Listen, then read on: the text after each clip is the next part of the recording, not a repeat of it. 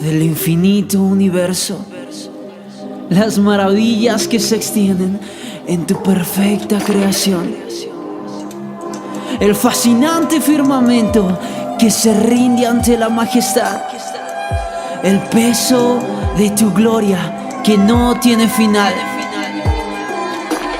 Hablaste en la oscuridad con nada más que un susurro, el verbo se hizo carne, tu palabra dio un nuevo rumbo, los planetas, las estrellas, tú fuiste el principio, diste vida a lo que estaba desordenado y vacío.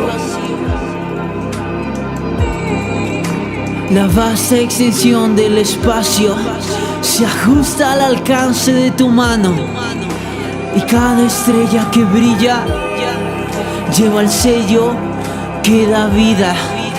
100.000 millones de espejos que irradian tu reflejo. Todas las montañas se postran ante el autor de la mañana. Los huracanes y ciclones se someten a tu poder. El Dios de la tormenta es alabado aún en la tempestad. La creación, una sinfonía feroz y llena de vida. Hola, bienvenidos a Cristología. Es un gusto para mí darle la bienvenida a la lección número 3, el Cristo exaltado. ¡Yuhu! La exaltación de Cristo es lo inverso de su humillación en la kenosis de Filipenses 2:6 al 11.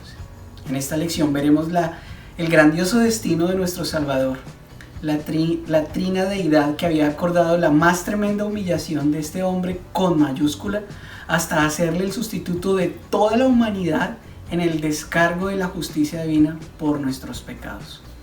Él ha elevado también a la más alta posición que puede concebirse. Es el cumplimiento de Juan 17:5, la oración de Jesucristo en la anticipación de su exaltación. Ahora pues, Padre, glorifícame tú al lado tuyo con aquella gloria que tuve contigo antes de que el mundo fuese. Acerca de esta lección, la exaltación de Cristo está compuesta de 4 etapas. Primero, la resurrección. Jesucristo dejó de estar sujeto a su debilidad física. Número 2, la ascensión. Dejó de estar sometido a las limitaciones de tiempo y de espacio. Número 3, el símbolo de la gloria, honor y poder que comparte con el Padre, el trono de Dios y del Cordero, como dice Apocalipsis 22:1. Cuarto, la segunda venida de Cristo. Jesucristo juzgará a los vivos y a los muertos e iniciará la eternidad.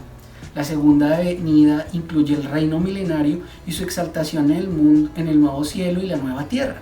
Dedicaremos esta lección al estudio de estas 4 fases. Nuestros objetivos para este estudio. Cuando hayas terminado esta lección deberás poder: número 1, defender apologéticamente la resurrección de Cristo. Número 2, explicar la relación entre la ascensión de Cristo y su obra actual. Número 3, nombrar y explicar las 4 etapas de la exaltación de Cristo. Eso es magnífico. Número 4, relacionar los oficios de Cristo con los estados de Cristo. Número 5, definir el oficio real de Cristo en relación con su segunda venida. Vamos con el estudio número 1, la resurrección. Hay diferentes puntos de vista sobre la exaltación de Cristo. Los luteranos, por ejemplo, afirman que la exaltación de Cristo consistió en recuperar el ejercicio pleno de los atributos divinos que le correspondían, pero que había dejado a un lado al renunciar a su gloria y tomar la forma de siervo, como dice Filipenses 2:7. Los reformados aseguran que Cristo en su exaltación dejó de estar bajo la ley para pasar a un estado de soberanía total y fue coronado y sentado a la diestra de Dios en honor y gloria.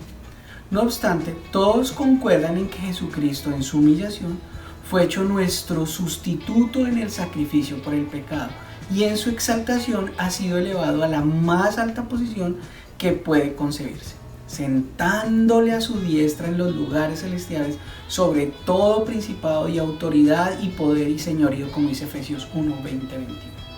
Toda esa gloria es honor y todo ese dominio es compartido con nosotros los redimidos, según Efesios 2:6, y juntamente con él nos resucitó y asimismo nos hizo sentar en lugares celestiales con Cristo Jesús, ¡Aleluya!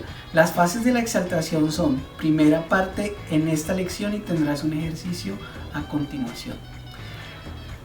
Bueno, número 1, la resurrección. Solamente el cristianismo reclama tener vacía la tumba de su fundador. Toda la fiabilidad de la fe cristiana depende de la veracidad de este hecho. Pablo afirma la importancia de la resurrección en 1 Corintios 15:14. Y si Cristo no resucitó, vana es entonces nuestra predicación, vana es también vuestra fe. Esta doctrina es la piedra angular del cristianismo. Si se quita todo, se derrumba en ruinas. La Biblia habla de las resurrecciones de las siguientes personas. En 2 de Reyes 4:34, en 2 de Reyes 13, en Marcos 5, en Lucas 7, en Juan 11, en Hechos 9 y en Hechos 20 tendrás un ejercicio con estos textos antes nombrados.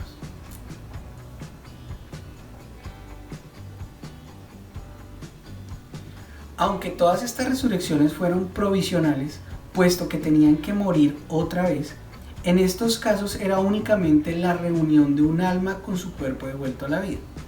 Pero con Cristo no fue así. Él conquistó a la muerte y su resurrección es el modelo de la nuestra. Actualmente goza de un cuerpo glorificado e inmortal como el que tendremos nosotros. Primera de Juan 3:2 dice: sabemos que cuando Él se manifieste seremos semejantes a Él porque le veremos tal como Él es. Tanto su muerte como su resurrección fueron únicas, ya que su muerte es el único sacrificio realmente expiatorio por nuestros pecados y su resurrección la causa de nuestra resurrección. Lee Romanos 8:11. ¿En qué se diferenció la resurrección de Cristo de la de Lázaro y otras de la época bíblica? Tendrás un ejercicio a continuación.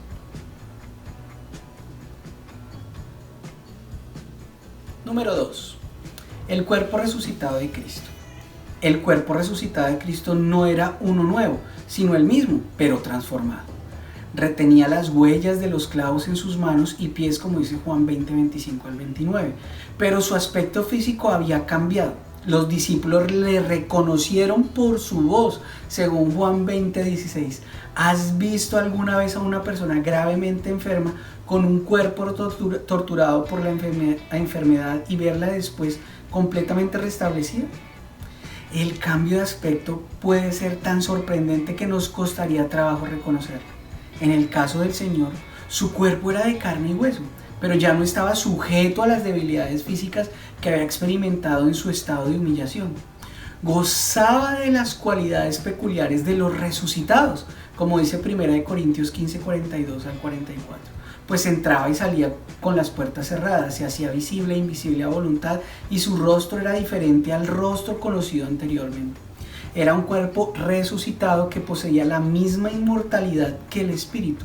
Su cuerpo resucitado es prototipo del que tendremos en nuestra resurrección, como dice 1 Corintios 15, 35 a 50 y 1 Juan 3:2. Estudiaremos más acerca de este tema en una de las próximas asignaturas. A. Objeciones a la resurrección de Cristo. No cabía en la mentalidad judía el concepto de un Mesías crucificado y menos aún de uno resucitado. Aún los mismos discípulos no entendían que Cristo vino para morir por nuestros pecados y resucitar para nuestra justificación. Qué interesante hubiera sido poder escuchar las enseñanzas de Cristo durante los 40 días que pasaron entre su resurrección y su ascensión. La iglesia fue fundada sobre la realidad de la resurrección, pero los judíos incrédulos interpusieron un sinfín de objeciones a la resurrección. La primera objeción estaba basada en el hecho de que un cuerpo muerto se desintegra, pero ¿podría entonces resucitar? Pablo nos dice que de la misma manera que un grano de trigo se siembra en la tierra y de ese grano sale una espiga, de manera parecida el cuerpo del creyente, después de enterrado, surge de una forma diferente. En otras palabras, existe un núcleo que constituye la esencia del cuerpo y preserva su identidad. Esto dice Pablo de un cuerpo ya desintegrado. Es mucho más fácil explicar la resurrección del cuerpo de Cristo, ya que éste no conoció el proceso de corrupción en el sepulcro, como dice el Salmo 16:10, porque no dejarás mi alma en el Hades, ni permitirás que tu santo vea corrupción. Según los judíos, solo al cuarto día de la muerte, el alma abandona definitivamente el cuerpo. De ahí la importancia apologética de la resurrección de Lázaro al cuarto día. Pero el cuerpo del Señor estuvo en el sepulcro solo un día y medio, aunque fue 3 días según el método judío de contar un día parcial como uno entero. B. Las explicaciones de los incrédulos de la tumba vacía. ¿Cómo explicaban los enemigos de Jesús la tumba vacía y las apariciones del Cristo resucitado? Analicemos las teorías más popularizadas a través de los siglos. La teoría del desmayo.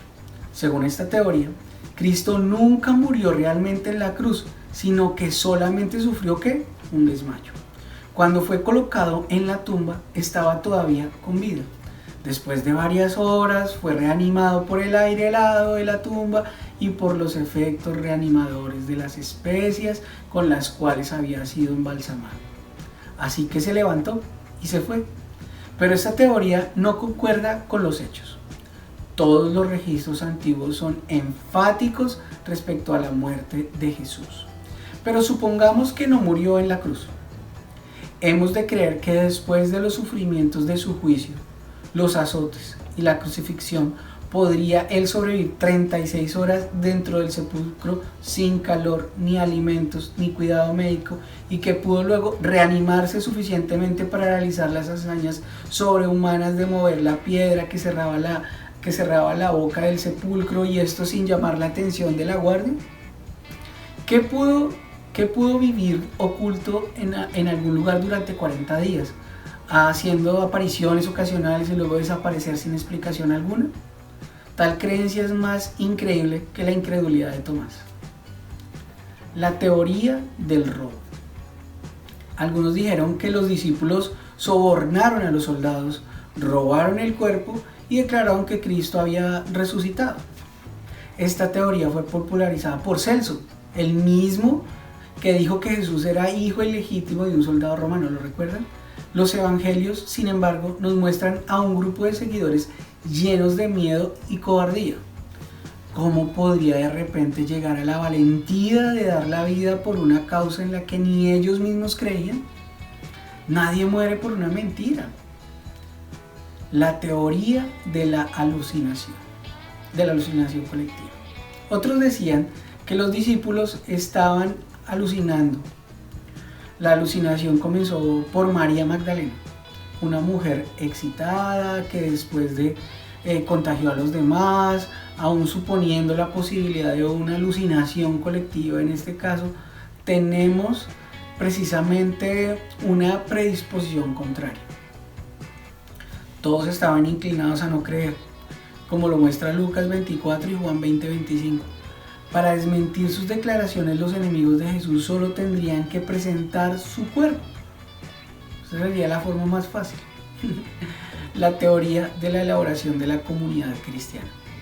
En la actualidad, la explicación liberal se refiere a la resurrección del Señor como una reelaboración mística de los hechos históricos por parte de la primitiva comunidad cristiana. De tal modo que ya no importa el hecho histórico como tal, sino el impacto del misterio creído por la comunidad primitiva. Esta explicación hace de Cristo un fracasado, de los apóstoles unos impostores y de la vida cristiana un mito sin fundamento. Primera de Corintios 15 refuta esta teoría. Número 3. La realidad de la tumba vacía. La tumba no se convirtió en un lugar reverenciado de peregrinación en los días de la iglesia primitiva. ¿Por qué? Porque el Señor ya no estaba. La tumba vacía es la piedra contra la cual tropieza toda teoría falsa. El abogado inglés Frank Morison, en su libro ¿Quién movió la piedra?, comenta: en todos los fragmentos y repercusiones de esta rebuscada controversia que ha llegado hasta nosotros, no se nos dice en ningún lugar que ninguna persona responsable asegurara que el cuerpo de Jesús se hallara aún en la tumba. Solo se nos dan los motivos por los cuales no estaba allí. Por todos estos antiguos documentos persiste la sugerencia de que la tumba de Cristo estaba vacía. Cuando los discípulos proclamaron la resurrección, lo hicieron en calidad de testigos presenciales con la gente que aún vivía y que estuvo en contacto con los eventos de los cuales ellos hablaban. En el año 56 después de Cristo, Pablo escribió que más de 500 habían visto a Jesús resucitado y que la mayoría de ellos todavía estaban vivos, como dice 1 Corintios 15:6. Es increíble decir que los cristianos primitivos pudieran haber inventado un cuento tan fantástico y luego haberlo predicado entre aquellos que podrían haberlo refutado muy fácilmente, con solo presentar ¿qué? El cuerpo de Jesús.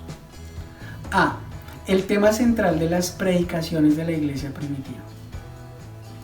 En Hechos 2, Lucas relata el sermón de Pedro en el día de Pentecostés. Póngale atención a esto. Los judíos no presentaron refutación a su atrevida proclamación de que Cristo había resucitado. ¿Por qué? Por cuanto la evidencia del sepulcro vacío estaba allí para ser examinada por cualquiera que lo pusiera en duda. Más tarde, en Hechos 25, vemos a Pablo preso en Cesarea. Festo se sentó en el tribunal y mandó que fuese traído Pablo. Cuando éste llegó, lo rodearon los judíos que habían venido de Jerusalén, presentando contra él muchas graves acusaciones, las cuales no podían probar, según dice Hechos 25:7. ¿Qué era lo que había en el evangelio de Pablo que irritaba tanto a los judíos? ¿Cuál fue el punto que ellos evitaron en todo tiempo en el hacer sus acusaciones? Festo, al explicar el caso al rey Agripa, describe el asunto como concerniente a un cierto Jesús ya muerto, el que Pablo afirma está vivo. Hechos 25:19 dice: los judíos no podían explicar la tumba vacía. Pablo le dijo a Agripa y a su corte que Cristo era el primero de la resurrección de los muertos para anunciar luz al pueblo y a los gentiles. Diciendo estas cosas en su defensa, Festo a gran voz dijo: estás loco, Pablo, las muchas letras te vuelven loco. Mas él dijo: no estoy loco, excelentísimo Festo, sino que hablo palabras de verdad y de cordura. Pablo enfatizó la naturaleza empírica de su caso diciendo: no se ha hecho esto en algún rincón, como dice el 26:26. Desafió a Agripa y a Festo para que examinaran las evidencias. Los judíos acusaron a Pablo de todo, pero se quedaron callados en cuanto a la evidencia objetiva. ¿Dónde estaba el cuerpo del Señor? El silencio de los judíos hablaba fuertemente de la verdad de la resurrección. La iglesia se fundó sobre la resurrección de Jesucristo y el refutarla había destruido el movimiento cristiano. La tumba vacía es el testimonio silencioso de que jamás ha sido refutado. Los romanos y los judíos no pudieron presentar el cuerpo de Cristo o explicar dónde se hallaba. No obstante, se negaron a creer. No por causa de la insuficiencia de evidencia, sino a pesar de su suficiencia. 4. Las apariciones de Cristo después de su resurrección. A lo largo de 40 días, Cristo se apareció a varias personas en diferentes lugares, bajo varias circunstancias. ¿Qué impacto vio causar su ministerio a los discípulos durante aquellos días? Aunque gozaba de un cuerpo transformado, Cristo no manifestó la totalidad de su gloria, sino que hasta después de la ascensión. En el cuadro a continuación vemos el orden de las apariciones de Cristo entre su resurrección y la terminación del canon del Nuevo Testamento. ¿Cuál es el hecho que destaca más la 10ª aparición de la lista a continuación? En este ejercicio explicaremos en detalle a quién se le apareció Jesús. Vamos con las apariciones de Cristo. Vamos a leer la referencia bíblica, a quién se le apareció, en dónde y cuándo. Miremos el primero. Juan 20:11 al 17 nos dice que a María Magdalena, en donde en el huerto de la tumba, y nos cuenta que fue en el día de la resurrección por la mañana. En Mateo 28:9 al 10 nos cuenta que a las otras mujeres, en donde en el huerto, y fue en el día de resurrección por la mañana. En Lucas 24:34 nos cuentan que a Pedro se le apareció en un lugar desconocido en el día de la resurrección por la tarde. En Lucas 24, 13 al 35 nos cuenta que a 2 discípulos, en donde en el camino de Emaús, el día de la resurrección por la tarde. En Lucas 24, 36 al 43 nos cuenta que a los 10 discípulos sin Tomás, en donde en Jerusalén, en el día de la resurrección por la noche. En Juan 20, 26 al 29 nos cuenta que a 11 discípulos, en donde en Jerusalén una semana después. En Juan 20, 26 al 29 a 7 discípulos, al lado del mar de Galilea durante aproximadamente un mes. Dice también que en 1 Corintios 15, 6 se le apareció a 500, posiblemente en Galilea, durante aproximadamente un mes. En 1 Corintios 5, 7 dice a Jacobo, hermano del Señor, en un lugar desconocido y durante aproximadamente un mes. Mateo 28, 16 al 20 nos dice que a los 11, en un monte de Galilea, durante aproximadamente un mes. En Lucas 24, 44 al 53 nos dice que a los discípulos, que quizá eran los 120, en el monte de los Olivos durante aproximadamente un mes. En Hechos 7, 55 al 56 nos cuenta que fue a Esteban, en donde en Jerusalén durante aproximadamente un mes. Hechos 9, 3 al 6 nos cuenta que a Pablo, en donde en el camino a Damasco durante aproximadamente ese mes. En Gálatas 1, 12 al 17 dice que a Pablo en Arabia ahora, y fue aproximadamente a través de un mes, En Hechos 2, 22, 17 nos cuenta de nuevo que a Pablo, pero ahora en Jerusalén, y fue en el templo, y fue durante aproximadamente un mes. En Hechos 23, 11 nos cuenta que de nuevo se le apareció a Pablo, pero ahora en Cesarea, y fue durante aproximadamente un mes. En Apocalipsis 1, del 12 al 20 nos cuenta a Juan. El lugar es en Pasmos y fue durante aproximadamente un mes. Espero que sea de bendición esta información para ustedes. Les amo mucho. Bye. Apologéticamente, la resurrección es la prueba fundamental de la veracidad de la fe cristiana. Pablo recalca la importancia de la resurrección en 1 Corintios 15, 14, 15. ¿Cuáles? Tendrás un ejercicio a continuación.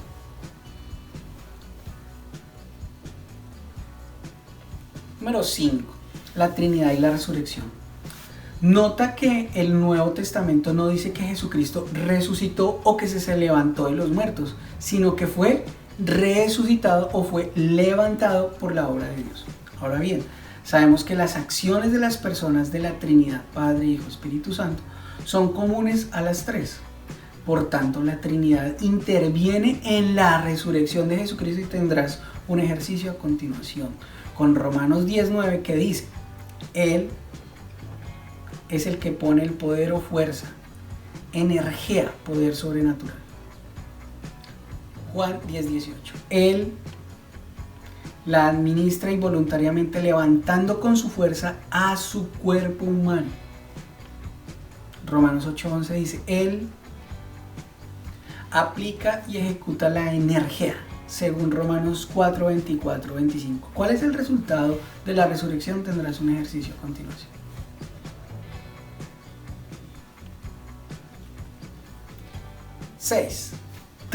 Los tres oficios de Cristo. Las lecciones de esta asignatura están organizadas alrededor de los tres estados de Cristo: su estado eterno, lección 1, o estudio 1, la lección 1, sí, su estado encarnado, la lección 2, y su estado exaltado en la lección 3, que es el que estamos estudiando. Los tres estados tienen que ver con su persona. El estudio de su obra se centra en sus tres oficios: profeta, sacerdote y rey. El 1, el oficio profético de Cristo, realmente pertenece a su estado encarnado durante su ministerio terrenal. Pero hemos demostrado el análisis de este oficio hasta este momento por el esfuerzo y estudio que exigía la lección 2. Número 2. El oficio sacerdotal. Comienza durante su encarnación y continúa en este oficio en su estado exaltado. Como sacerdote, intercede siempre por nosotros ante el trono de gracia, cosa que terminará cuando Él venga. Número 3. Aunque nació rey en Belén, su oficio real se manifestará con toda su gloria en su segunda venida. Es interesante comparar el primer Adán con el postrer Adán en el aspecto de estos tres oficios. El primer Adán fue investido con conocimiento, profeta, santidad, sacerdote y dominio rey. Pero el pecado trajo ignorancia de las cosas de Dios, la iniquidad y la esclavitud. Por eso fue necesario que Dios enviara un profeta, sacerdote, rey, para salvarnos de la ignorancia y la culpabilidad y para liberarnos del dominio del pecado. A. El oficio profético de Jesucristo. En el Antiguo Testamento se ungía a los profetas, a los reyes y a los sacerdotes. El término griego Christos y su equivalente en hebreo Mesía o Mesaya significa el ungido. Lee Lucas 4, 17, 19 comparándolo con Isaías 61 del 1 al 3. El ungido de Dios, el Mesías, cumplió la primera parte de esta profecía en el 61 en su primera venida. Esta parte enfatiza el aspecto profético de su obra redentora. El profeta en el Nuevo Testamento.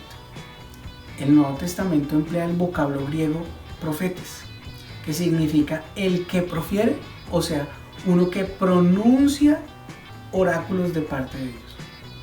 Como hemos visto en otras asignaturas, la palabra profecía no siempre se refiere a predicciones, incluye también la proclamación de la palabra de Dios. Ser profeta entonces significa proclamar la palabra de Dios al pueblo y con ella predecir aspectos como el futuro. Una frase que se oye constantemente de los profetas del Antiguo Testamento es: así dice Jehová, pues es el transmisor de la palabra de Dios.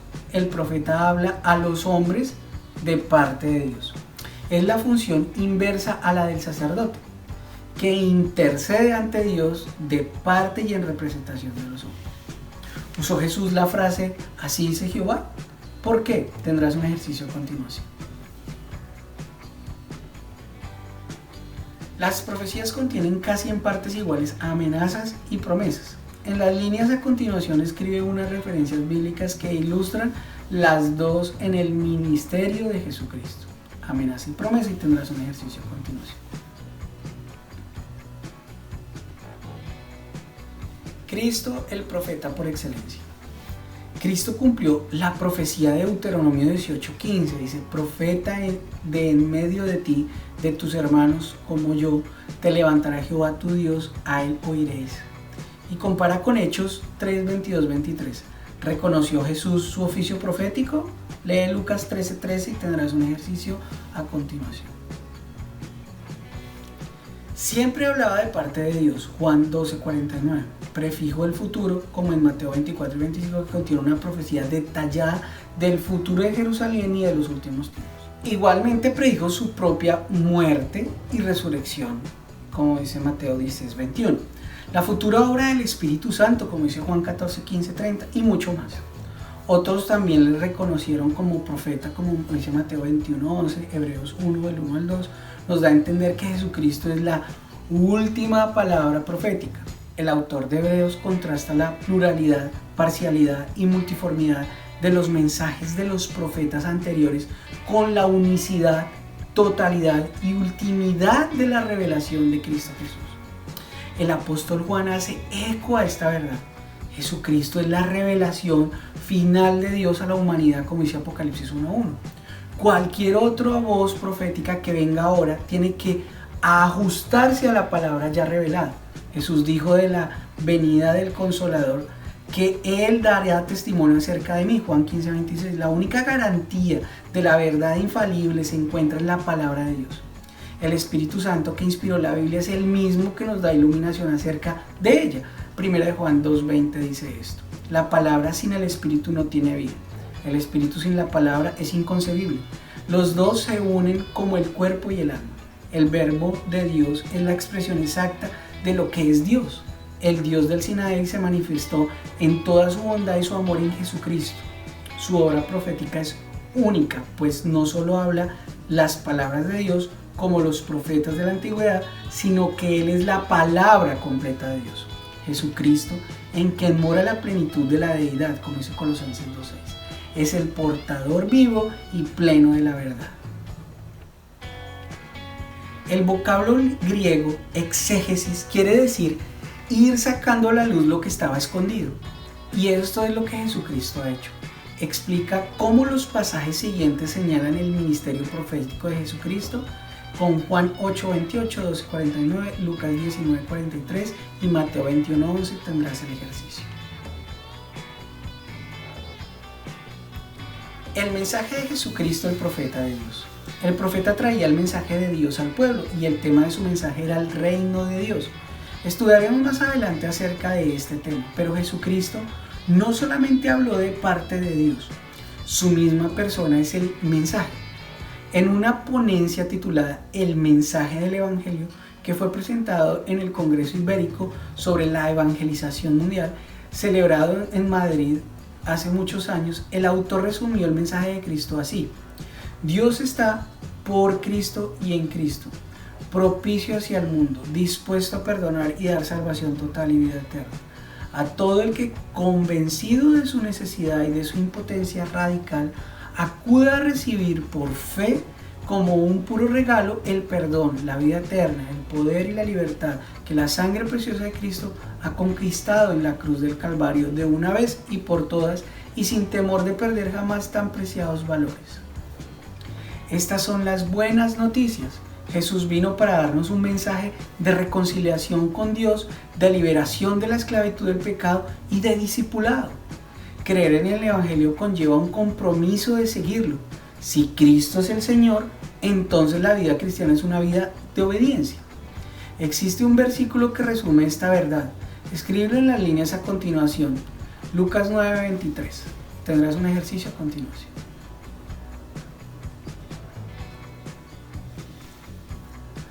Respondiendo a su llamado, el negarse a sí mismo quiere decir crucificar el yo con sus pasiones carnales y su tendencia a ser influenciado por el mundo. Tomar su cruz es aceptar el destino que Dios ha elegido para uno, aunque vaya en contra tanto del deseo natural de evitar lo difícil como de los caprichos, los gustos y la autosuficiencia. Un comentario alumbrador sobre este versículo es negarse, ¿no? En el griego está en el imperativo del aoristo, que significa una decisión inicial de seguimiento hecha una vez por todas. El tomar la cruz como equipaje necesario está también en el aoristo. Esta decisión radical de cargar con la cruz ha de renovarse cada día, como el pan nuestro de cada día. El seguir a Cristo está en imperativo presente, lo que indica una acción continua. ¿Cuál es la cruz que tomamos?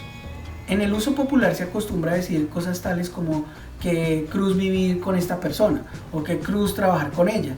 El comentarista Lenski señala que es una equivocación decir que nuestros sufrimientos personales sean una cruz. La cruz realmente significa el sufrimiento que viene por estar unido con Jesús. Lucas 6:22 explica el verdadero sentido de llevar la cruz.